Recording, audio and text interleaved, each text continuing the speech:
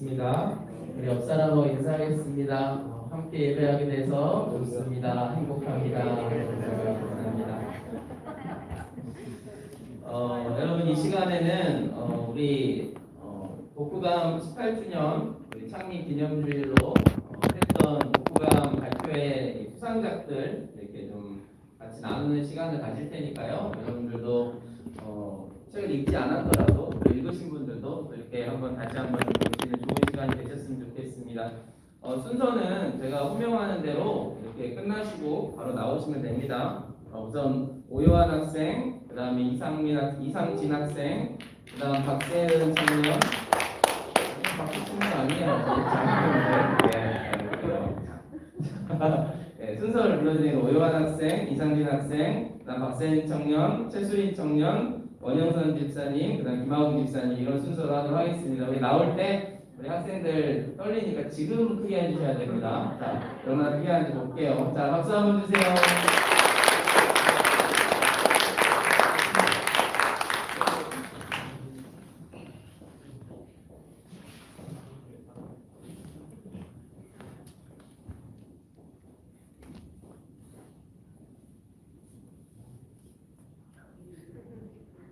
이 책은 안호성 목사의 기독교인 생활을 글로 나타낸 시이다.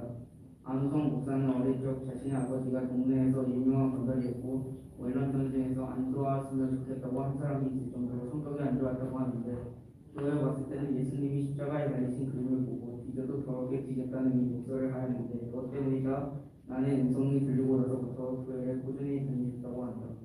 자신의 아버지가 목사가 되고 나서는 자신이 항상 연구해야 하는 것에 대해 불만을 느꼈는데 그중 하나가 여러 성경학교에서 상품이 걸리고 그 상품이 걸린 시합을 이겨서 정정당당하게 받으렸으나 목사의 아들이라는 이유로 연구해야 했다고 한다. 어른이 되고 나서도 실수하는 바람에 자신의 친구들과 함께 가기로 했던 영업도 자신만 못 가고 나중에 자신 혼자 가야 했다. 영국에 와서도 병이 걸려서 한국으로 오고 자신이 죽을 것 같다고 생각하는 만큼 희망이 없었다고 하는데 그 병이 기적적인 마음 뒤부터 전부 다 미국이 더 강해지고 일본에서도 병이 걸렸다고 한다. 하지만 그 병 역시 완치가 되었다고 한다. 한때는 완공되지 않은 성전에서도 열심히 기도를 드리기도 하고 그가 생각하기에 세상에는 불신자들이 너무나도 많으며 자신의 삶의 전천국이 어디인지도 모르고 지옥을 향해 달려가고 있는 사람들이 너무 많다고 하였다. 그 사람들이나 우리나 별반 다른 거 없는 인생이지만 하나님은 자신을 외롭다고 하셨다고 했으나 구원의 이유가 없다고 구원의 목적도 없다고 착각하면 안 된다고 하였다. 또 2017년 미국 라스베가스에서 공명 중 한 교환이 총을 무자비로 쏴서 59명이 목숨을 잃고 많은 사람들이 다치는 충격적인 사건이 있었다고 한다. 미국 뉴스 채널인 CNN에서 당시 현장에 있던 남자가 인터뷰를 했는데 벌벌 떨면서 인터뷰를 했다고 한다. 그 남성이 말하는데 자신의 바로 옆에 있던 여성이 총에 맞아서 쓰러져 죽었다는 것이다. 그 이유 때문인지 눈물을 흘리며 말하기에 자신에게 평생 질문해야 할 것이 있는데 그녀는 왜 죽었고 나는 살아있는 것인지 이해할 수 없는 질문을 평생 하고 살아야 할 것 같다라고 대답했다고 했다. 그에 대해 안호성 목사는 이것이 바로 기독교인 크리스찬이 해야 할 말이라고 했다. 이후 개척 후 문을 열었더니 떨어지는 목사님의 말을 듣고 크게 실감이 들었다고 하는데 예배당이 텅텅 비어 있을 때도 열심히 기도하며 신앙생활을 하였고 목사로서 할 수 있는데 세상에 헌신을 다했다고 한다. 하지만 시간이 갈수록 밤에 한 마디조차 보이지 않는다라는 말을 할 정도로 예배당에 사람들이 거의 없었고 한때는 술에 취한 사람이 예배당에 들어왔는데 자신의 집을 축복했는지 목사가 아닌 것 마냥 물을 가져오라고 소리를 질렀다고 한다. 그러나 사람이 그리던 목사에겐 그 사람이 어떤 상태이건 상관이 없었다. 그래서 기쁜 마음으로 지금까지 준비할 선교를 하는데 술에 취한 사람이 차츰 정신이 돌아오고 있었는데 그 정신이 결국 완전히 돌아오고 설거하는 목사를 계속 쳐다보면서 고개를 끄덕거리기도 하고 그가 눈물을 흘리며 말하기 목사님 제가 잘못했습니다. 아내에게 항상 저라면서 살겠습니다. 집에만 보내주세요 라고 울며 말했다고 합니다. 목사는 그 일을 잊기가 힘들 거라며 그를 집에만 보내주세요라고 우리는 말했다가 집에만 보내주세요라고 우리가 말했다고 합니다. 아니, 그를 집으로 돌려보냈다고 한다. 목사는 고등학생 때부터 열심히 살아왔다고 말했는데 수능을 치고 나서부터 지금까지 부모님께 돈 한 푼 받지 않고 누구에게 쓸데없는 부탁이나 아쉬운 소리 한 번 듣지 않고 살아왔다고 한다. 심지어 IMF가 터졌을 때도 계속 그렇게 살아왔다고 하며 대학을 다닐 때에도 주변에 자신이 따르는 사람들도 많았다고 한다. 그로 인해 인간관계로 성공할 수 있다고 생각을 하였으나 하나님이 인간관계도 다 깨뜨리고 자신의 자랑과 의지를 전부 꺾었다고 했다. 그렇지만 그것은 하나님이 영향력이고 똑똑한 자들의 꺾는 작업이라고 한다. 그것에 대해 암성 목사는 하나님에게 배우는 그 과에게는 절대로 아깝지 않으며 손해인 것이 아니라고 말했다. 목회를 하다 보면 가장 무서운 성도는 멍이 든 가슴에 또 다시 멍이 들게 하는 성도라고 하는데 그에 대한 뜻은 교회를 떠나는 사람들의 대부분은 목사의 모든 상처에 또 다시 상처를 내고 떠나는 것이라고 한다. 그리고 또 한 가지 교회를 떠난 사람들이 무조건 떠난다고 하는데 이 이유는 떠날 때 매달려봤자 정신을 부정하는 수 있겠지만 자신의 경험상 다른 원만의 이유로 교회를 떠난다고 한다. 영권의 손상만 있을 뿐만 아니라 목회 사역이 기대는 것 때문이라고 하는데 그래서 암성 목사는 매달리지 않고 충분히 기도를 했으며 후회하지 않았는지 물어보고 기도 안 되라고 보낸다고 한다. 이 책을 유심히 집중해서 읽다 보면 이처럼 도움이 되는 것들이 많이 나오는데 무슨 기독교인 생활에 반드시 필요한 내용이며 나중에도 반드시 도움이 될 것이라는 의견이다. 이 책을 읽으면서 정말 많은 것을 느꼈는데 나는 목사의 아들은 아니어서 모르겠지만 어느 정도 공감은 갔다. 큰 병이 2번이나 완치가 되고 자신의 삶에 큰 기쁨을 얻은 것은 하나님 덕이 아닌 듯하다. 나도 지금 교회를 다니고 있지만 어릴 적부터 교회를 왜 다녀야 되는지 모를 때도 많고 안 가고 싶다고 한 적도 있었으며 심지어 하나님이라는 존재가 영적인 것이기 때문에 보이지 않는 이유를 믿지 않은 적도 많다. 지금도 그런 마음이 남아있긴 하지만 이 책을 읽고 나서 믿음이 조금 쌓인 것 같은 느낌이 들었는데 미래에 내가 교회를 다닐지 안 다닐지는 모른다. 하지만 하나님에게 지식으로 기도할 때에는 나는 어떤 음성도 받지 못하였고 그것이 하나님을 안 믿게 되는 계기였던 것 같다.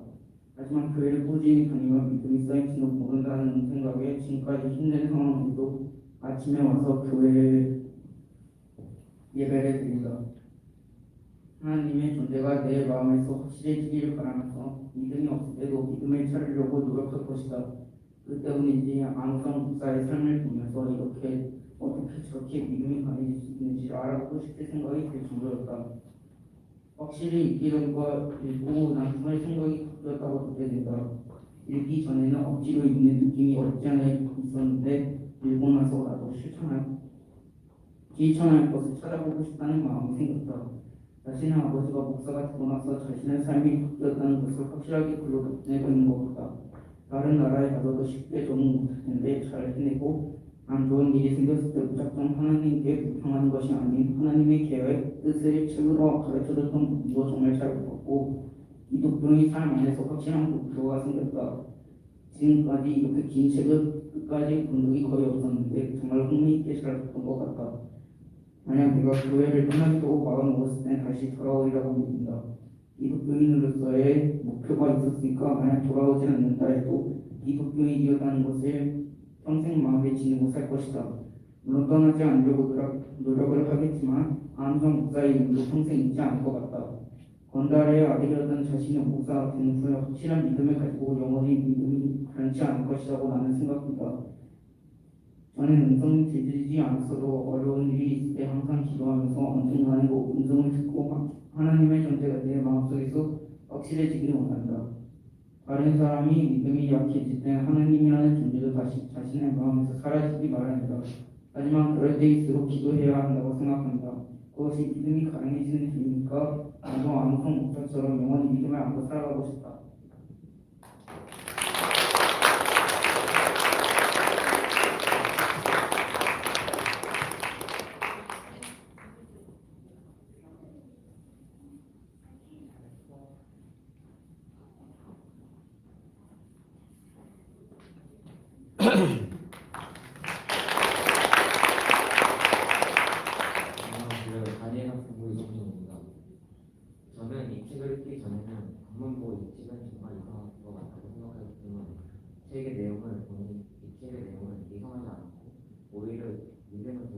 혼자 할 수 없는 것을 기도하고 또 기도해서 하나님을 의존하는 그런 모습입니다. 저는 이 책을 읽으면서 처음에 안우성 목사님 아버지가 컴퓨터 나와서 이것이 정말 성경의 이야기가 맞나 싶었지만 안우성 목사님의 아버지가 성경학교에 가서 변한 것을 보고 하나님의 말씀이 정말 대단하고 위대하다고 느꼈습니다. 저도 성경학교나 소련에 가서 많이 변하고 예수님의 뜻대로 살아보고 싶다고 생각했습니다. 안우성 목사님의 아버지가 주변의 어려운 사람들을 도와주거나 장례도 치러주었으며 정말 이렇게 많은 사람들을 도와주고 교회에서도 목사도 있었는데 정말 하나님을 진심으로 섬기고 도와주는 것은 하나님을 향한 사명을 한 것 같습니다. 안 목사님의 아버지가 안우성 목사님에게 말한 내용이 잘 들어라. 나는 이 목회를 하면서 한 번도 목회를 직업으로 하지 않았다. 단 하루도 먹고 살기 위해 직업으로 목회를 하지 않았다. 이것이 너희들에게 물려줄 가장 귀한 유산이고 너희들에게 상속할 축복이다. 여기서 목사님은 이 말을 들으면서 하염없이 눈물을 흘렸습니다. 이 눈물을 흘린 날 목사님은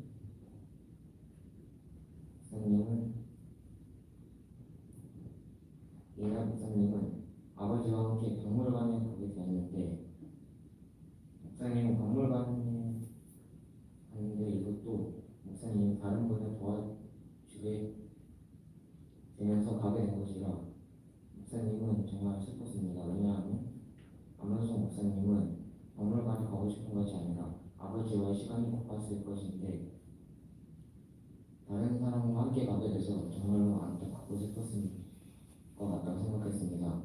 저는 목회를 하며 하나님의 종으로 섬기는 안우성 목사님이 옛날에는 그런 성격들을 저는 정말 믿을 수가 없었습니다.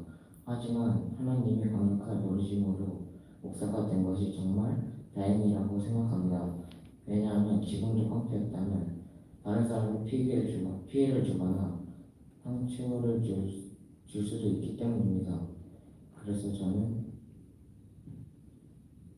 다른 사람에게 피해를 주는 것은 좋지 않고 빨리 크리스찬이 돼서 예수님에게 섬기며 살아가는 것이 좋다고 생각합니다. 며칠이 지나 목사님이 크게 되어 영국으로 유학을 가서 장기에 고름이 생겨서 병원에 가서 치료를 받았을 때 큰 병이 나서 치료를 받았는데 병이 엄청 빨리 치료가 됐습니다. 왜냐하면 목사님은 하나님에게 기도를 하고 빨리 낫게 해달라고 기도를 했기 때문에 생각합니다. 저는 여기서 하나님의 말씀과 기도가 정말 대단하다고 생각했습니다. 그리고 일본에 가서 한 번 더 하나님의 말씀을 어기고 병이 생기게 됐는데 저도 하나님의 말씀을 거역하지 않고 하나님의 원하시는 방향으로 살도록 해야 된다고 생각했습니다. 목사님이 6명을 위해서 100명을 위해서 3일 동안 금식을 하면서 기도하시는 모습은 정말로 닮고 싶었습니다. 또한 어떻게 하면 저렇게 하나님을 위한 다른 사람들을 위한 행동을 할 수 있었는지 궁금하기도 합니다. 저도 반드시 그 믿음을 깨닫고 하나님께서 주시는 마음으로 다른 사람들을 위해서 기도를 해보고 싶습니다. 안우성 목사님이 두려움을 무릅쓰고 전도를 하러 크리스찬이 많이 없는 울산에 가서 전도를 하려고 힘듦에도 무릅쓰고 건물까지 사고 완벽하지 않은 예배 장비로 이렇게 예배드리고 전도를 하시는 것도 정말 대단하다고 생각했으며 하나님의 은혜요 도움이 없이는 절대 불가능할 것 같습니다. 저는 이 부분에서 목사님이 얼마나 전도를 하려고 노력했는지 알게 되었습니다. 이것은 단순한 마음가짐이 아니었습니다. 하나님을 진심으로 믿지 않고서는 할 수 없다는 것을 깨닫게 되었습니다. 저는 안우성 목사님이 정말 존경스럽습니다. 그리고 안우성 목사님을 본받도록 노력하고 기도할 것입니다. 하나님이 주신 재능을 하나님께 바쳐 살면 행복해질 수 있다고 했는데 그것이 정말 사실인 것 같습니다. 그 이유는 하나님이 나의 모든 것을 주셨기에 우리가 이렇게 행복하게 생활할 수 있고 활동할 수 있으며 그 재능을 하나님을 위해 하나님의 명령대로 살면 하나님도 기뻐 보여지기 때문에 하나님의 말씀대로 사는 것은 정말로 중요한 것 같습니다. 책의 내용에서는 베드로가 하나님을 믿어서 삶이 바뀌었다고 하는 부분이 나오는데 저도 하나님을 정말 진심으로 믿어서 내 삶도 한번 주님을 위한 삶으로 바꿔보고 싶습니다. 안호성 목사님은 강하고 정말 실천적인 줄 알았지만 정반대라고 하셨기에 정말 놀랐습니다. 책의 내용을 보면 정말 실천적이실 것 같은데 아니라고 하시는 부분에서는 혹시 저도 정반대인 면이 있을지 모른다고 생각했습니다. 그러나 나의 생각이 주님의 뜻과 반대의 모습이 있다면 나는 나의 것을 버리고 하나님을 섬기고 살아가는 마음이 변치 않기를 바라고 있습니다. 책에서 성도인 척하고 돈을 받는 사기꾼이 나왔는데 만약 내가 목사였다면 그런 사람에게 돈을 쓰지 않고 주의하고 저는 절대 그렇게 당하지도 않을 것입니다. 책의 내용 중에 목사님의 아내가 갑자기 제왕절개 수술을 하였고 그 수술비를 지불할 수 있는 여건이 안 돼요. 사모님이 수술비가 없어서 걱정하고 슬퍼하면서 하나님께 기도드렸는데 기도를 들어주신 내용과 그 수술비를 부담한 분들이 교회에서 예배를 드렸던 부부였다고 하는 부분에서는 저는 이것이 정말 하나님이 기도를 들어주셔서 가능했던 것이라고 생각했습니다. 저도 나의 생활이 힘들 때 자책하지 말고 언제나 하나님을 의지하며 기도하면서 생활해야겠다고 생각했습니다.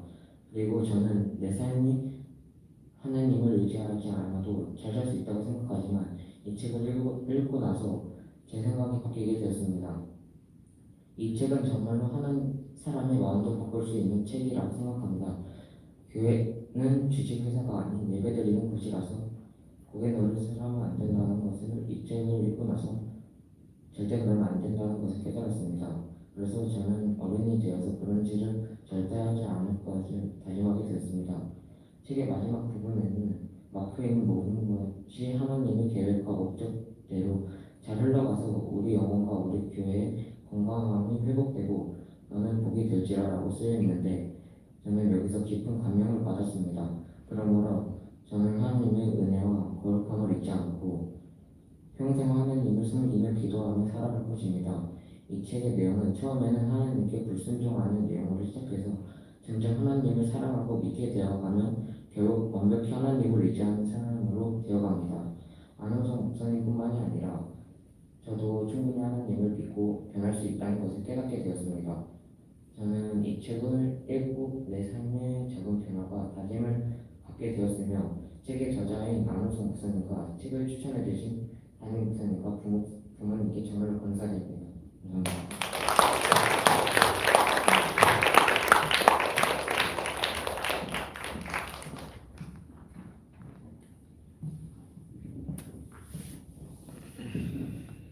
안녕하세요. 저는 홍수중앙교회를 섬기고 현재 주일 예배 반주자를 맡고 있는 청년부 소속 박세은이라고 합니다.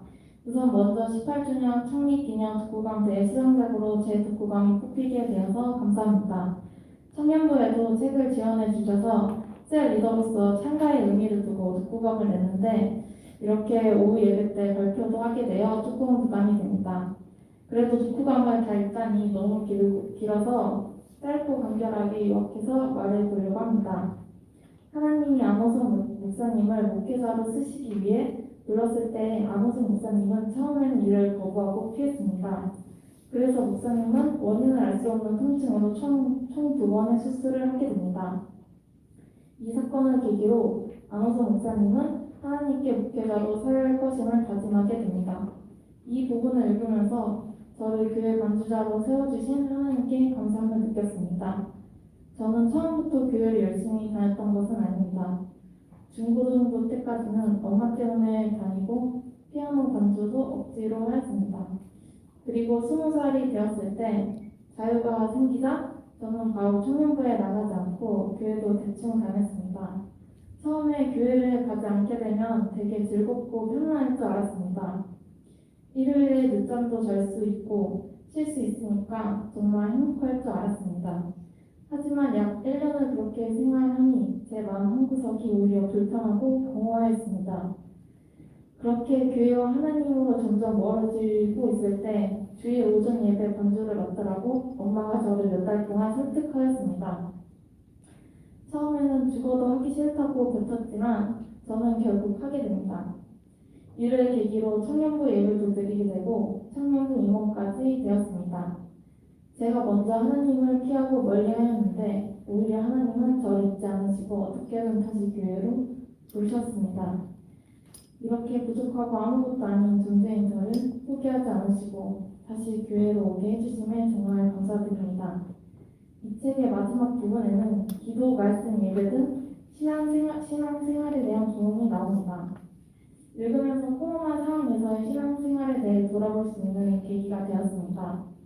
코로나가 몇 개월 동안 계속 지속되면서 교회에 오던 성도들이 줄고 예배를 편하게 드리지 못하고 있는 상황입니다. 이러한 상황 속에서 저 스스로도 교회를 오는 것이 맞는지에 대한 의문을 가졌습니다. 왜냐하면 다른 교회를 다니는 제 친구들도 다 대면이 아니라 비대면으로 예배를 하고 있었기 때문입니다. 하지만 정말로 중요한 것은 대면 비대면 예배가 아니라 제 중심에 하나님이 있느냐 없느냐라는 것임을 깨달았습니다. 정말로 하나님을 믿고 있는 그리스도인이라면 어디서 예배를 하는 것이 중요한 것이 아니라 하나님을 잊지 않고 항상 기도와 예배를 하는 것입니다. 그저 습관적으로 예배를 드리는 것이 아니라 진정으로 하나님과 1대1로 만나 기도함으로써 자신의 잘못과 죄를 뉘우치고 회개해야 합니다. 저는 처음에 청년부를 본격적으로 나가기 시작하면서 하지도 않았던 기도를 하려니 너무 어렵고 막막했습니다. 하지만 지금은 그때와 달리 이종무 목사님과 매주 토요일마다 셀 읽어끼리 성경 공부 모임을 하면서 기도하는 방법을 조금씩 알아가고 있습니다. 전에는 그저 의무적이고 억지로 했던 기도라면 지금은 나 외에 다른 사람들을 위한 기도를 할 수 있게 되었습니다. 또한 교회와 가정, 청년부를 위한 기도를 정말 진정으로 할 수 있게 되네 감사합니다. 이번 연도는 코로나로 인해 많은 것들이 빠르게 변하고 있는 시기인 것 같습니다. 주변에서 다들 말하기를 이제 코로나 이전 시기로는 돌아가지 못한다고 합니다. 교회 예배가 위축되고 모임과 식사도 제대로 하지 못하게 되면서 정말 답답하고 갑갑한 것 같습니다. 청년부도 지금은 다 나오지는 못하는 상황이지만 셀 리더들이 중심을 잘 잡고 셀 원들과 연락하며 지내는 모습을 보면 정말 좋고 행복합니다. 그 전에는 교회에 애정도 없고 별로 가고 싶지 않았지만 지금은 청년부가 있어서 제 삶의 큰 일부이자 의지할 수 있는 곳이 되었습니다. 또래가 교회를 같이 나오니까 더 즐겁고 더 예배를 드리고 싶고 더 교회 올 날이 기다려지는 것 같습니다. 끝으로 짧게 기도하고 끝내겠습니다. 하나님, 교회와 멀어질 수도 있었던 저를 다시 교회 만주자와 셀 리더로 세워주셔서 다시 교회에 애정을 갖게 하고 믿음을 주시네 감사합니다. 그리고 그리스도인으로서 나를 시기 질투하고 미워하는 것이 아니라 항상 겸손과 감사로 삶을 살아가게 해주시고 저 혼자만을 위한 삶이 아닌 하나님을 위한 삶을 살아가게 해주세요. 늘 제 삶을 동행하여 주시고 고난과 시련이 왔을 때 하나님만을 의지하며 믿음이 흔들리지 않게 해주세요. 아직 셀 리더로서 부족한 점이 많지만 셀 원들을 위해 항상 먼저 기도할 수 있게 해주시고 예배와 기도를 진정으로 드리게 해주세요. 거룩하신 예수 그리스도 이름으로 기도드립니다. 아멘.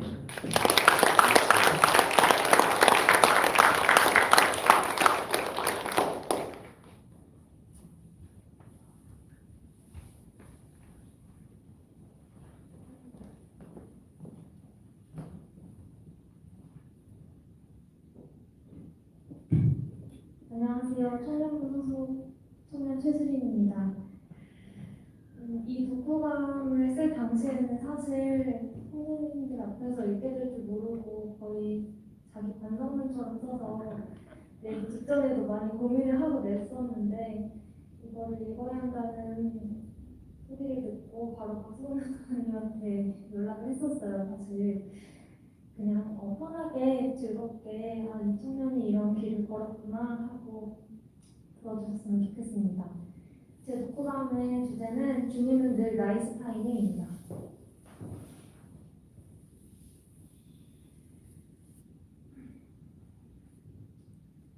매일 글을 쓰는 일상을 보내고 있음에도 하나님을 향한 나의 신앙을 제대로 글을 시작하고자 하니 조금은 두려운 마음이 앞선다. 시퍼렇게 살아계신 하나님은 그동안 내가 부정했던, 드러내기 부끄러워 늘 회피하기만 했던 인간 철수림의 적나라한 모습을 정면으로 바라보는 계기를 마련해줬다. 전철에서, 직장에서, 침대 앞에서 며칠간 이 책을 정독하는 내내 저자인 안호성 목사님의 모든 에피소드가 나를 향한 주님의 꾸짖음으로 들려와 많이 괴로웠다. 모태신앙으로 태어나 교회 학교가 곧 학급 친구였던 학창시절을 보낸 나는 진정한 신앙을 경험하지 못한 채 성인이 됐다. 주일학교 때는 매주 단복을 입고 성도들 앞에서 주의 자비가 내려와를 외치며 귀여운 율동을 선보이는 워십팀으로, 학생부에 들어서는 학생회장과 찬양단장까지 맡으며 아이들을 선도하고 다녔지만 이제와 돌아보면 내 신앙은 하나님이 단 1초도 멈추지 않는, 절대 기뻐하시지 않을 빈깡통이었다. 소갈맹이였던 나의 깡통 신앙은 결국 수능 준비라는 세상적인 핑계 앞에서 무너졌고, 그렇게 나는 2년간 무교 인생을 하고 다녔다. 나 역시 안 목사님 못지않게 하나님 앞에서 한없이 부족한 쓰레기였다. 교회만 잘 다닌다고 모두가 천국에 가는 것은 절대 아니야 라는 소리를 귀에 닦지 않도록 들었어도 단 하나도 무섭지 않았다. 내 마음이 움직이지 않았다. 기도 제목이라는 이유로 비밀로 지키고 싶었던 나만의 사생활을 교회 성도님들과 거리낌 없이 공유하는 할머니와 엄마가 믿기만 했다. 주일 아침마다 자는 내 엉덩이를 사정없이 때리며 교회 가라고 소리치는 엄마의 호통에 한동안 우리 집에서는 조용한 주일 아침을 찾기 힘들 정도였다. 수없이 되들었고 또 맞았다. 자녀 문제로 걱정하고 있는 사람들 절대 걱정하지 마라. 부모의 기도가 멈추지 않는 한 반드시 돌아오고 회복된다는 안 목사님의 말에 전적으로 공감한다. 그 누구보다 이중적이고 가식적이고 망나니 같은 삶을 살았던 버르장머리 없는 내게 주님은 끊임없이 말을 거셨다. 내가 결국 주님 곁을 떠나지 않을 수 있었음은 우리 엄마의 기도를 들으신 하나님의 큰 뜻 덕분이라 확신한다. 하나님은 내게 특출나게 잘하는 것은 하나 없지만 특별히 못하는 것도 딱히 없다는 큰 달란트를 심어주셨다. 수리나 교회에서 이거 해보자 하는 엄마의 제안으로 워십팀부터 찬양팀, 청년부 임원과 오케스트라, 선교단의 방송실 보조자리까지 거치며 하나님의 끊임없는 호출에 응하도록 했다. 하지만 누가 시켜서 하면 시험, 마음의 감동으로 누가 말려도 해야만 하는 일이 사명이라는 말에 걸맞게 당시 모든 일은 내게 시험으로 다가올 때가 많았다고 솔직하게 고백한다. 은혜에도 유통기한이 있다는 안 목사님의 비유에 책을 읽다가 나도 모르게 웃음이 나왔다. 나를 보고 하신 말씀 같았기 때문이다. 내 은혜의 유통기한은 최단 2주, 최장 6개월쯤 됐을 거다. 유통기한이 지나면 어김없이 주일 아침 눈을 뜨는 일이 귀찮았고 심지어는 모태신앙으로 태어난 것이 원망스럽다는 복에 겨운 생각까지 하기도 했다. 청개구리 혹은 미꾸라지처럼 기필코 교회를 그만 나갈 구멍만 찾아다녔다. 그런 내게 처음으로 주님이 찾아온 것은 다름 아닌 호주에서였다. 궁금하시죠?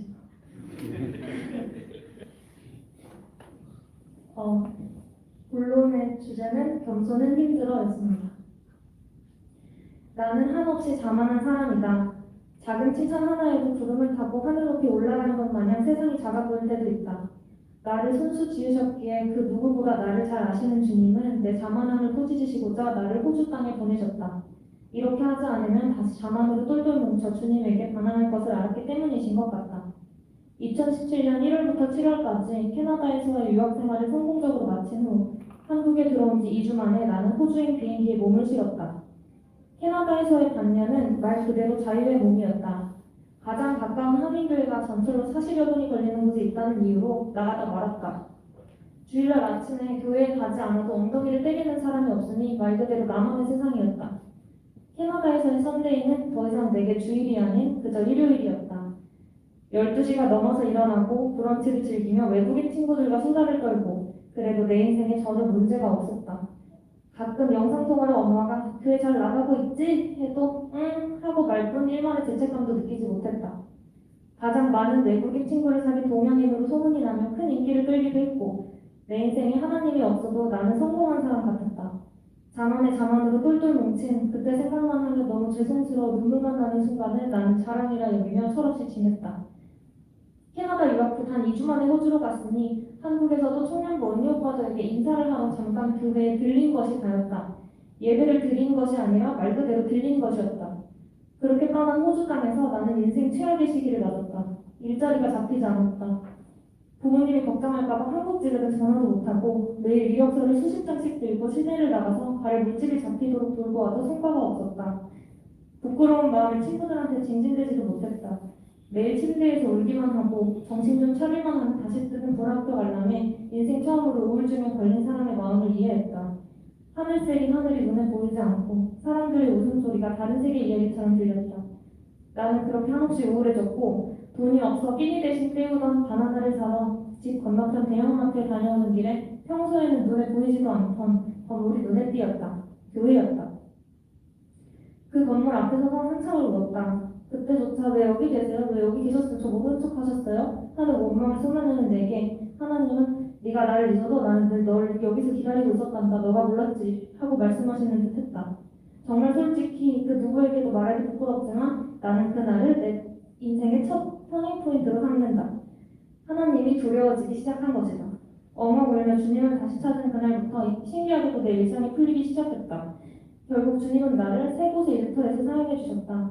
베이비시터, 캐셔, 웨이트리스로 하루 4시간 만에 자면 주 7일 쓰리점을 뛸 정도로 상황이 달라졌다. 석 달 만에 목표 금액으로 세웠던 1,000만 원에 달하는 돈을 쥐고 무사히 한국에 돌아올 수 있었다. 하지만 나 역시 참 간사한 인간에 불과했다. 한국으로 돌아와 안락한 가족의 품에서 내가 원하는 것을 모두 손에 얻자 나는 다시 내 중심의 인생을 꾸려나가기 시작했다. 그렇게 호주에서 돌아온 지 5달 만에 주님은 초심을 잃은 나를 다시 호출하셨다. 어릴 적부터 아나운서를 꿈으로 가져온 내게 극동방송의 아나디오 자리를 보여주신 것이다. 나는 2018년과 2019년 두 해의 극동방송 울산 서울 공채에 응시했다. 결과는 각각 최종 면접 탈락과 최종 면접 미응시였다.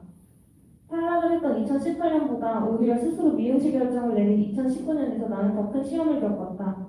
서류와 필기 3차에 모두 합격해 응시 기회를 얻었음에도 불구하고 면접 당일 전화로 불참 의사를 밝혔다. 나중에 관계자에게 이야기를 들어서 알게 된 사실이지만 내가 응시만 했더라면 붙었을 상황이었다. 하지만 나는 쓰임받기에 한참 부족한 일뿐이었고 그리고 주님은 그것을 당연히 아셨다. 세상의 것과 주님의 것을 비교하러 들었다. 내가 얼마나 교만하고 위험한 행동이었는지 이때는 미처 몰랐다. 하지만 이후 며칠이고 몇 달이고 당시 불착 결정을 내린 내 선택을 후회하며 눈물로 회개 기도를 할 때 나는 주님 앞에서 마침내 내 가시게탈을 집어던지고 있었다. 주님, 저 이 정도면 괜찮잖아요. 극동방송 안 가도 월급 이만큼 벌고요. 연차 이만큼 쓰고요. 잘만 살아요. 라고 온갖 교만과 추태를 부리던 내 가식과 더러움을 하나님의 호통이 아닌 내 실수로 직접 아주 호되게 꾸짖어 주신 것이다. 진정한 회복은 회개를 통해 이루어진다. 이후 내게 맡겨지는 모든 일이 시험이 아닌 사명으로 다가오기 시작했다. 담임 목사님의 말씀이 새롭게 들리는 모든 말씀을 녹음하고 필기했다. 주일 아침이 되면 엄마보다 눈을 먼저 떠서 조용히 준비하고 교회로 향한다. 나는 나를 정말 잘 알기에 이런 현실이 가끔은 정말 놀랍기도 하다. 이런 내 모습을 우리 엄마가 이토록 기뻐하는데 하나님은 얼마나 기쁘실까를 생각하면 다시는 실망시켜드리고 싶지 않다는 생각에 마음이 막 뜨거워진다. 시퍼렇게 살아계신 하나님을 믿으며 사실 나는 안호섭 목사님이 한없이 부러웠다. 성공한 인생을 사셔서 하나님의 사랑을 듬뿍 받고 계셔서도 맞지만 그것보다 나도 어쩔 수 없이 인간인지라 넓은 길에 빠졌다가 십자가를 버릴 때가 있다는 목사님의 고백처럼 자기 자신을 인정하고 겸손히 하나님 앞에서 부끄러운 모습을 책이라는 매개를 통해 전 세계인 앞에서 담담히 고백할 수 있는 그 용기가 너무 부러웠다. 나는 여전히 자만하고 여전히 감사하다. 은혜의 유통기한이 그새 또 닳아버린 채술이는 예배 시간 맨 뒷자리를 고수하며 꾸벅꾸벅 졸기도 하고 친구가 오면 반가운 마음에 목사님 말씀이 뒷전일 때도 있다. 책을 읽으며 하나님이 보시는 나는 여전히 예수를 따르는 제자가 아니라 예수를 쫓는 무리에 속할 것이라고 한없이 부족한 죄인이라고 자책했다. 이것을 잊지 말자. 절대로 착각하지 말자. 절대로 꼴깍 떨면서 교만해지지 말자. 책을 통해 내게 들려주시는 다짐 말씀 제발 잊지 않았으면 좋겠다. 코로나19로 인해 모두가 어두컴컴하기 그지없던 한 해를 보내고 있다. 지난 3월경 신천지와 이태원 클럽발 확산이 일어났을 때는 이란과 동성애가 심판을 받는 것 같다는 생각이 들었다. 하지만 하나님이 진노하신 대상은 이란과 동성애로 끝나지 않은 듯하다. 불과 5달 만에 한국 기독교가 심판대 위에 올랐다. 분명 뜻이 있으시겠지만 회사에서 수인아 너 교회 다니지? 라는 질문 한마디가 괜히 나를 불편하게 만들었다. 세상의 눈초리가 신경 쓰였다. 집회가 금지되고 내가 다시 초심을 잃어갈 무렵 주님은 이 책으로 내게 다가오셨다. 주님은 늘 내게 나이스 타이밍으로 역사하신다. 오히려 나도 모르는 사이에 회사 책상 위에 놓인 책을 보고 믿지 않는 동료들이 무슨 책이냐고 묻는다. 하나님 이야기를 자연스럽게 꺼내고 있는 나 자신을 발견한다. 스스로 하나님을 증거할 용기가 아직도 없는 겁쟁이인 내게 주님은 놀랍게 지금도 일하고 계신다. 나의 사명, 탕자를 위한 파티를 주님과 함께 준비하는 것. 하나님은 분명 시퍼렇게 살아계신다. 이번 은혜의 유통기한이 어느 정도일지 나조차 모르겠지만 한 가지 확실한 것은 유통기한이 한참 지나 다 썩어 문드러지더라도 나는 하나님의 딸이라는 것이다. 이제는 기도로 무장한 주님의 용사가 되어 내가 섬기는 교회에서 탕자의 잔치가 벌어질 수 있도록 그 잔치를 준비하는 일꾼이 되고 싶다. 근래 얼굴이 안 보이던 중고등부 아이가 내 연락을 받고 주일에 모습을 드러낼 때 나는 더할 나위 없이 행복했다. 나조차 이러한 때 하나님은 어떠실까? 책을 통해 얻은 나의 새로운 사명을 소개하며 글을 마무리하고자 한다. 내가 천국 가기 전에 꼭 다시 주님 곁으로 돌려놔야 하는 탕자는 다름 아닌 우리 아빠와 동생 수민이다. 주님께서 시퍼렇게 살아계시기에 나부터 완전히 회복하고 기도로 간구한다면 우리 가정이 아빠를 선장으로 하는 진정한 믿음의 가정으로 거듭나리라 확신한다. 사실 27살 수린이의 눈으로 보면 우리 아빠가 하나님을 찬양하는 장면은 전혀 가능성이 없어 보인다. 하지만 전지적 작가 시점에서 하나님은 이미 모든 것을 계획하셨으리라 확신하며 기도로 나아간다. 하나님의 섭리대로 우리 가정이 믿음의 순환길을 걸어나가길 주님이 마련해주신 천국상에서 아빠와 수민이가 좋아하는 삼겹살을 잔뜩 구워 먹으며 기쁨의 눈물을 흘리는 날이 오길 간절히 소망한다. 이상입니다. 감사합니다.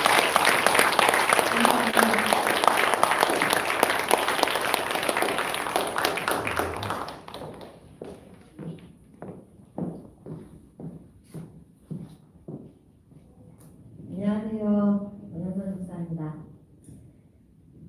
제 후감의 제목은 내가 만난 하나님입니다. 담임 목사님이 추천해 주시는 이달의 추천 도서를 어떤 마음으로 하고 계시는지는 조금 알 수 있을 것 같다.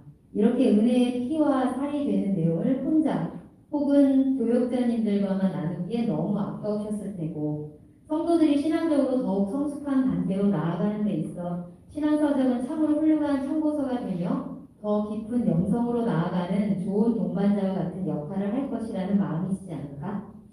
어렸을 때부터 책을 좋아했고 누구나 한 번쯤은 들어봤을 책벌레라는 소리도 들어봤고 전에 직장 생활할 때는 부서에 작은 도서관을 만들어 운영하면서 한 달에 공짜로 신간 10권씩 읽으며 행복해하던 기억도 있다. 부서원들은 한 달에 한 권씩 의무적으로 책을 사서 돌려가야 해서 거의 혼자만 열심히 책을 읽었던 나는 조금 먼 성을 듣기도 했다. 그런데 언제부터인가 조금씩 책과 멀어졌고 그 중에서도 자기 개발서와 신앙서적이 가장 멀어진 책이 되었지만 그나마 목사님의 추천 도서는 띄엄띄엄이라도 겨우겨우 읽고 있는 중이었는데 창립 18주년 기념 행사로 독후감 제출을 말씀하셔서 목사님께는 조금 죄송하지만 이번 책은 패스라고 마음먹었다.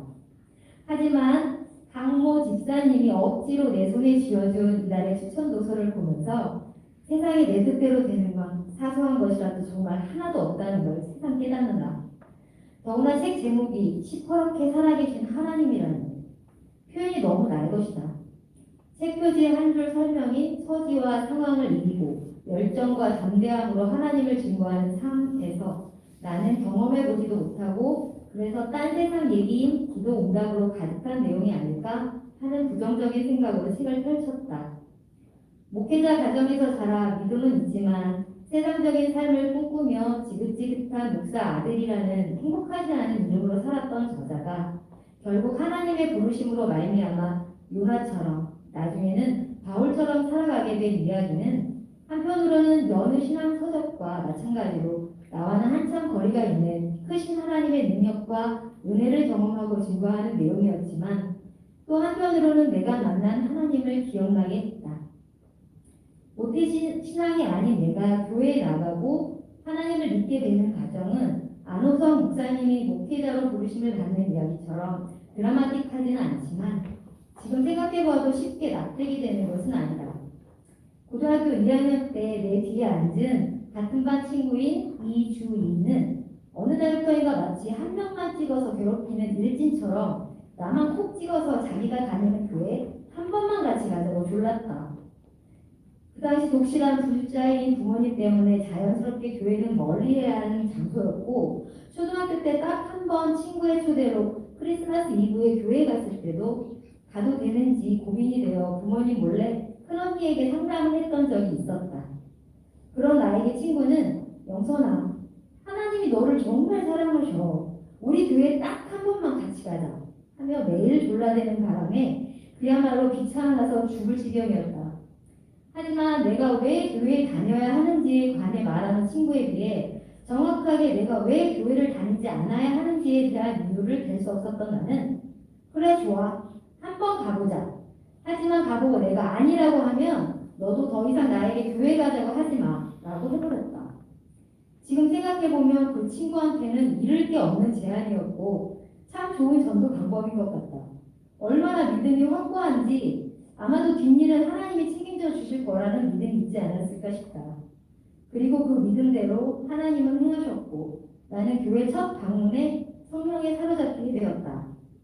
15명 정도 되는 중고등학생 어린 아이들이 뜨겁게 예배드리며 살짝 미친 사람들처럼 울고불고 통성으로 부르짖어 기도하는데 처음 본 광경에 당황스러우면서도 성령님의 임재를 느낄 수 있었다. 그 뒤로 시내도 아니고 버스를 타고 한참을 가야 하는 시골의 작은 교회를 매주 다녔는데 부모님께는 도서관에 간다고 거짓말하고 7개월을 다녔다. 꼬리가 길면 밟힌다고 결국 교회 다니는 걸 부모님께 들키게 되었고 그날 저녁 아버지 앞에 무릎 꿇고 태어나 처음이자 마지막으로 뺨을 맞았다.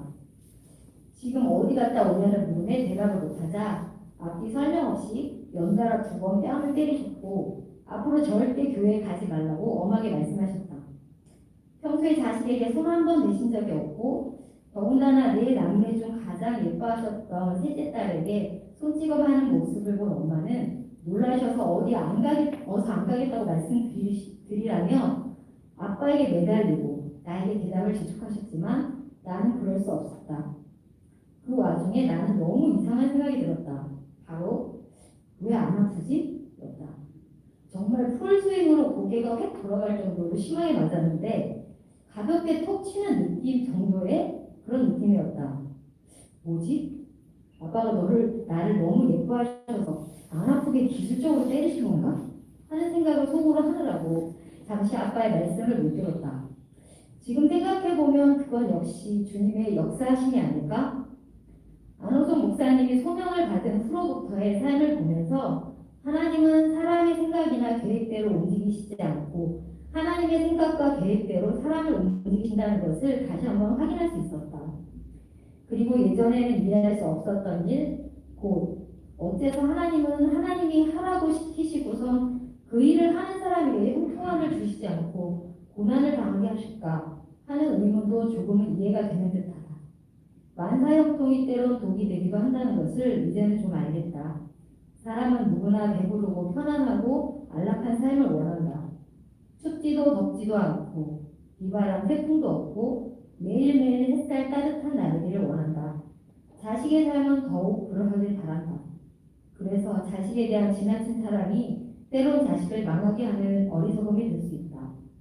하지만 배부르고 편안하고 안락한 삶이 죄에 대한 경계를 느슨하게 하고 하나님에 대한 추구를 흐릿하게 만들어 결국 가장 소중한 구원으로부터 멀어지게 한다는 것을 말씀과 삶을 통해 알게 된다. 안호성 목사님의 사역과 삶을 볼 때 하나님의 침묵과 허락하신 고난이 오히려 적극적으로 목사님의 사역과 삶에 개입하시고 역사하신 것임을 알 수 있다. 목사님 역시 왜 한 번도 은혜를 받지 않았겠는가? 하지만 이미 체험으로 알게 된 살아계신 하나님, 그것도 시퍼렇게 살아계신이라고 표현할 수밖에 없는 너무나 확실한 하나님의 역사하심을 믿고 기다리고 순종할 수밖에 없었을 것이다. 아이들이 아직 어릴 때 교회의 작은 일을 맡게 된 적이 있다. 그때는 그 일이 당시의 나에게는 너무 벅찬 일이어서 하나님께 감당할 수 있는 능력 주시기를 매달릴 수밖에 없었다. 그래서 새벽 기도를 열심히 다니며 기도하고 집에 와서는 매일 혼자 큐티를 하며 예배를 드렸다. 어떤 날은 조금 늦게 일어나서 교회 차를 놓치지 않기 위해 100m 달리기를 하기도 했다. 그러다가 어느 날 하나님은 듣지도 않으시는데 왠지 나 혼자만 이 새벽에 일방적으로 찬양하고 기도하고 예배드리는 듯한 외로움이 느껴졌다. 그래서 다른 때와 달리 나 혼자 붙이고 장구치는 게 아니라 지금 여기에 하나님이 함께 계셔서 내가 드리는 예배를 받으시는 것을 내가 알 수 있게 해달라고 울며 기도했다. 예배를 받으시는 하나님에 대한 확신 없이는 예배를 지속할 수 없을 것 같았기 때문이다. 그때 하나님께서 내 손을 잡아주셨다. 기도하는 나의 두 손을 이 세상에서 경험해보지 못한 가장 부드럽고 따뜻하게 그러나 확신을 주는 그런 손길이었다. 나는 감히 눈을 뜰 엄두가 나지 않았지만 확신을 주셔서 감사합니다를 외치고 또 외쳤다. 하나님께서는 모든 사람에게 안호성 목사님 같은 사역을 원하시지 않는다. 하나님이 모든 사람을 똑같이 지으시지 않았기 때문에 주신 달란트도 모두 다르고 원하시는 사명도 모두 다르다. 하지만 맡기신 사명이 무엇이건 간에 목적은 다르지 않다.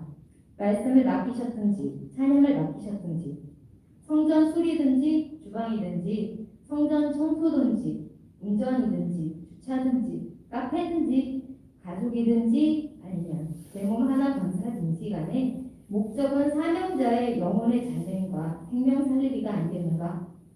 책의 마지막 장에는 예배, 기도, 말씀, 감사와 겸손, 전도와 나눔에 대해서 말씀한다. 그러나 처음 듣는 말씀이 아니다. 예배 시간에 목사님으로부터 늘 들어왔던 말씀이고 아멘으로 허락한 말씀이다. 늘 들으면서도 변화가 없다면 나에게 주시는 말씀으로 인식하지 않기 때문이고 집중하지 않기 때문이다. 집중할 때 나에게 말씀하시는 하나님의 음성이 들리고 그 말씀이 나를 변화시킨다. 나에게는 아직도 이해가 안 되고 궁금한 일들이 많이 있다. 언젠가 하나님 앞에 서게 되는 그때 모든 의문점이 안개 거치듯 사라지고 저절로 알아지게 될 거라고 생각한다. 하나님의 높이와 넓이와 깊이를 피조물인 사람이 다 아는 것은 불가능하기에 나는 다만 맡겨진 일에 더 집중하고 성실하게 순종할 방법을 생각해야겠다. 감사합니다.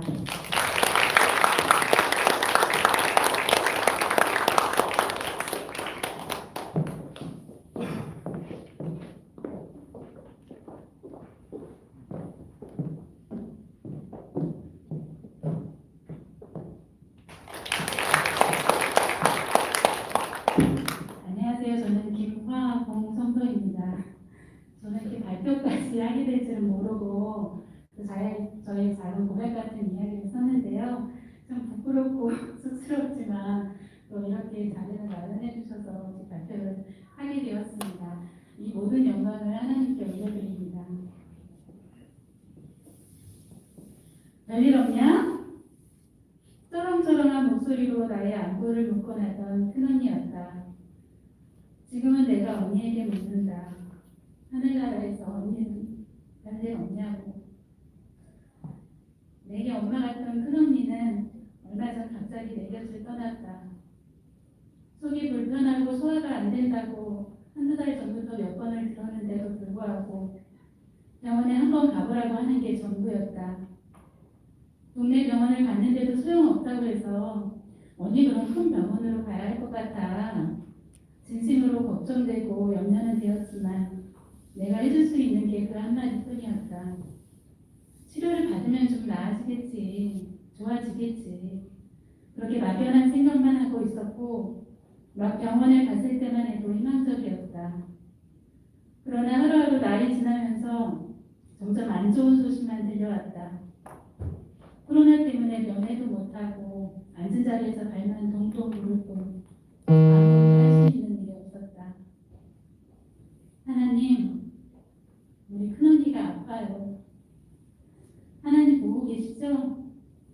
당신이 사랑하는 딸이잖아요. 아버지가 어렵게 여기신 딸이잖아요. 불쌍히 여겨주시고 긍휼히 여기셔서 하나님이 직접 만져주세요. 깨끗하게 치료해주세요. 하나님, 우리 언니 제발 살려주세요. 네? 열심히 기도를 해봤지만 안호성 목사님같이 목숨 건 그런 절박한 기도가 아니어서였을까? 소원 기도가 아니라서 그랬을까? 이런 것이 청천벽력이 아니고 무엇인가. 그렇게 3주 만에 영업문 들어선 지 3주 만에 언니는 하늘나라에 입성하게 되었다. 간이식을 코앞에 두고 언니가 그렇게 맥없이 운명할 때 여기까지가 언니의 운명이구나. 이 모든 것이 하나님의 뜻이라는 것을 알 수 있었다. 하나님 뜻이라면, 이게 정말 하나님 뜻이라면 아무도 거역할 수 없는 일이다. 땅이 꺼질세라 한없이 허망하고 허탈한 이 마음을 어디서 어떻게 위로를 받아야 할까? 사랑하는 나의 아버지, 왜 내게 이런 시련을 주시냐고 하나님을 원망하고 싶었지만 이상하게도 오직 위로가 되는 것은 하나님뿐이었다. 정말 그 어떤 것도 내게 위로가 되지 않았다. 시퍼렇게 살아계신 하나님을 잃고 나는 더욱 하나님 뜻을 실감할 수 있었다. 사람이 죽고 사는 것은 오직 하나님의 영역이라는 것을 다시 한번 확실히 깨달았다. 2번이나 죽을 수밖에 없었던 안호성 목사님은 이 땅에서 목자의 사명을 반드시 이루어야 할 하나님의 절박한 뜻이 있었던 것이다. 목사님보다 하나님은 더 절박했으리라. 아직도 내 양을 칠 목자가 부족하다. 그런 주님의 음성. 다윗과 골리앗의 싸움처럼 예상을 초월한 반전의 삶을 살아내셨던 것이다. 루시버드 몽고메리의 소설 빨강머리 앤에서 앤이 한 이야기가 참 마음에 든다. 내 뜻대로 되지 않는다는 건 참 멋진 일이에요. 왜냐하면 내가 생각하지도 못했던 일들이 일어나곤 하거든요. 내가 안호성 목사님이었다면 나는 과연 포기하지 않고 이겨낼 수 있었을까? 난 솔직히 자신이 없다. 옛날 내가 홍기에 쳤을 때 교회 집사님들이 내게 사모 자리를 소개한다는 분이 많이 계셨다. 난 그 자리마저 부담스럽고 겁이 나서 도망치고 나서지 못했던 사람이다. 한낱 버러지 같고 티끌 같고 쓰레기 같은 내가 어찌 그렇게 거룩한 자리를 넘본단 말인가. 내 자신이 한없이 부끄럽고 초라할 수 없었다. 에덴 동산에서 죄를 짓고 나서 아버지께 들킨 하와처럼 어디론가 숨고만 싶었다. 그러나 그런 나를 한순간도 내버려 두지 않으시고 아버지 은혜 안에 호강하며 살게 하셨다. 직장을 다니는 나는 일하면서 힘든 일이 생길 때마다 아버지께 기도를 드리곤 했다.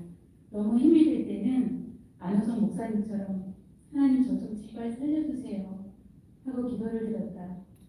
남들이 볼 땐 호숫가의 백조처럼 한없이 평안해 보이고 잠잠한 것 같지만 물속에서는 죽을 힘을 다해 발버둥치고 있다는 것을 하나님을 알고 계시기 때문이다. 주님께 기도하면 반드시 응답이 있다. 그 한마디 외침도 외면하지 않으시고 아버지께서 마치 없었던 일처럼 말끔하게 해결해 주시면 나를 보호해 주셨다. 그러나 지금은 매일 하지 않으면 안 된다. 하루를 살아가는 일이 점점 버거워지고 내가 할 수 있는 영역이 이제 거의 없음을 알기 때문이다. 아버지께서 나의 입을 빌어 말씀해 주시고 하나님의 지혜와 명철로 모든 일을 해결할 수 있게 도와주세요. 저는 주님 없이는 단 하루도 살아갈 수 없습니다.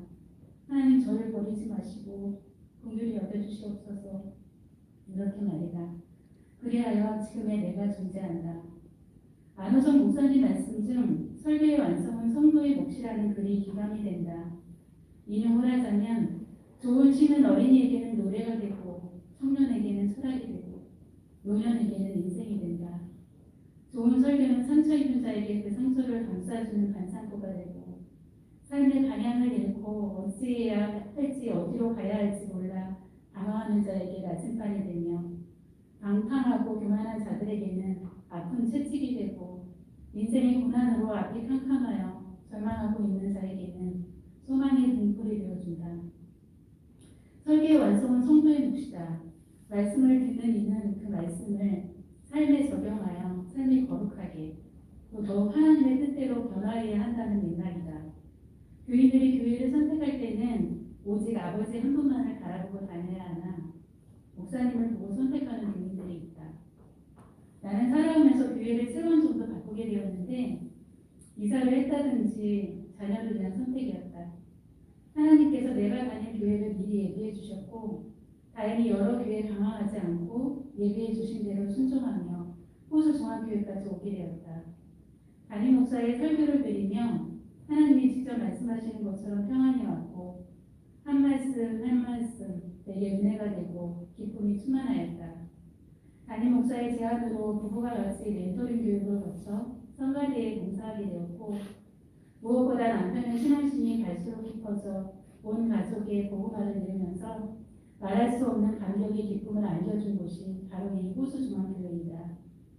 목사님의 설교를 듣고 완성은 내가 해야 한다는 것을 깨달았다. 내 삶에 말씀을 적용하여 하나님 뜻대로 변화해야 한다. 하나님만 두려워하면 사람과 세상은 더 이상 두려운 존재가 아닌 것이다. 시퍼렇게 살아계신 하나님만이 나의 두려움의 대상인 것이다. 그러나 나는 그 두려운 존재 앞에 매일 또 같은 죄를 반복하는 버러지요, 티끌이요, 쓰레기임을 어찌하면 좋단 말인가. 하나님, 저 이제 하나님 자녀답게 살게 해주세요. 더 이상 주님 앞에 부끄러운 존재가 되고 싶지 않습니다. 당당한 자녀가 되게 해주세요. 하나님이 자랑스러워하는 그런 딸이 되게 해주세요.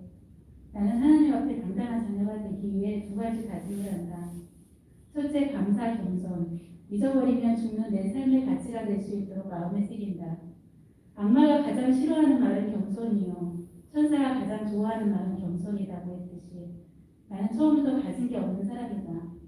빈손으로 왔다 빈손으로 가지만 아버지를 알고 가는 영생의 길을 간다는 것만으로 충분히 행복한 사람이다. 감사하고 또 감사할 일이다. 둘째, 전도는 하나님 아버지의 피 맺힌 소원입니다. 전도하는 데 게을렀던 나 자신을 돌아보며 이제는 다른 삶을 살아야겠다고 결심해본다. 한 영혼 한 영혼 하나님의 마음으로 들여다보며 아버지 곁에 머무는 것이 얼마나 행복한가를 부지런히 전파해야겠다.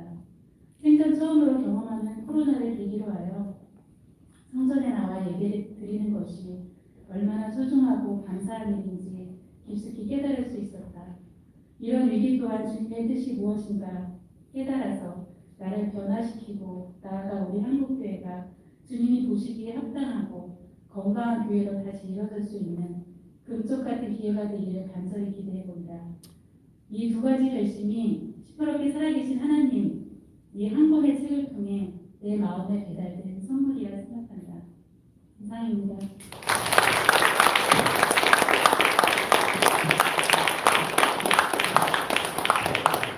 찬양하겠습니다.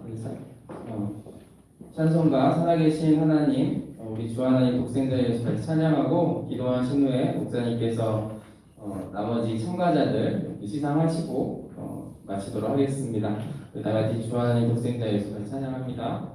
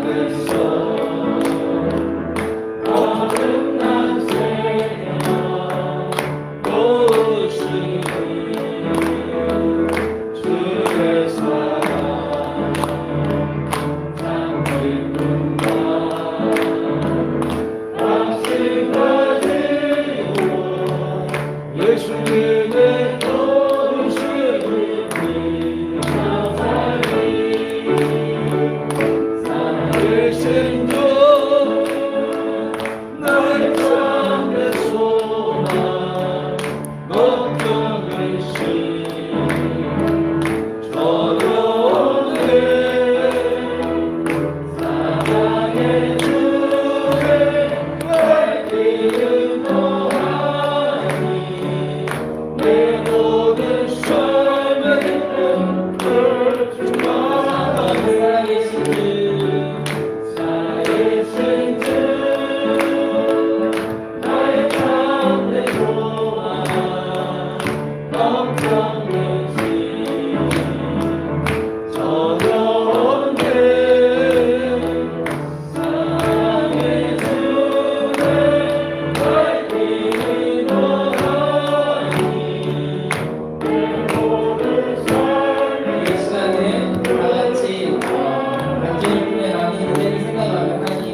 가운데도 살아계신 하나님 만나게 해달라고 우리 주여 한번 하고 기도합니다. 주여 하나님, 우리의 삶들 가운데 이미 살아계신 주님이 계시고 그 주님을 만나고 또 경험하는 삶들을 살고 있지만 우리가 하나님 그거에 대한 확신이 없고 믿음이 없으므로 희미해져가는 삶을 살고 있지 않는지 돌아보게 해주셔서 오늘도 우리 아버지의 갈등들을 통하여서 우리가 고백해야 될 것은 주님 여전히 우리 안에 계시고 함께 하시고 오늘도 살아계셔서 우리와 동행하시고 우리를 만나게 원하시고 함께 하시는 주님을 기억하며 나아가는 절대들 될수 있도록 인도하여 주시옵소서. 하나님 이 시간들을 통하여서 우리의 믿음이 좀 강건해지게 하시고 더 성숙해지게 하시고 하나님을 바라보는 마음들이 온전히 있기 원합니다. 주님 공연하여 주시옵소서.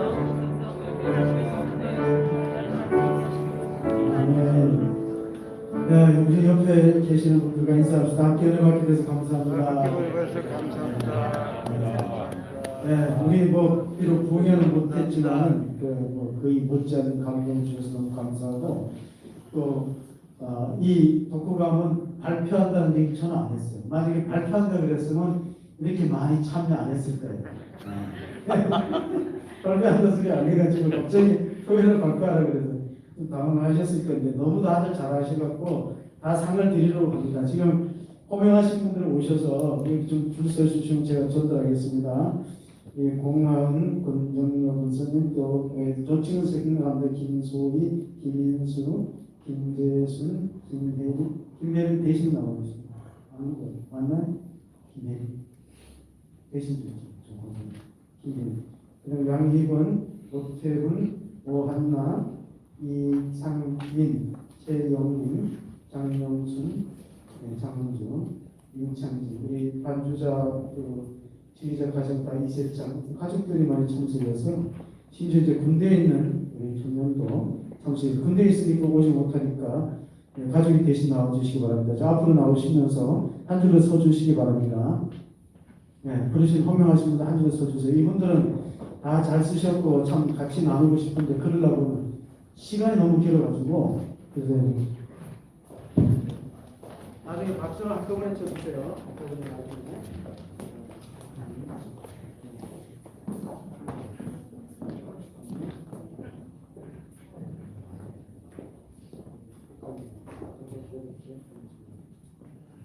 한분에 서주시고 같이 인사합시다.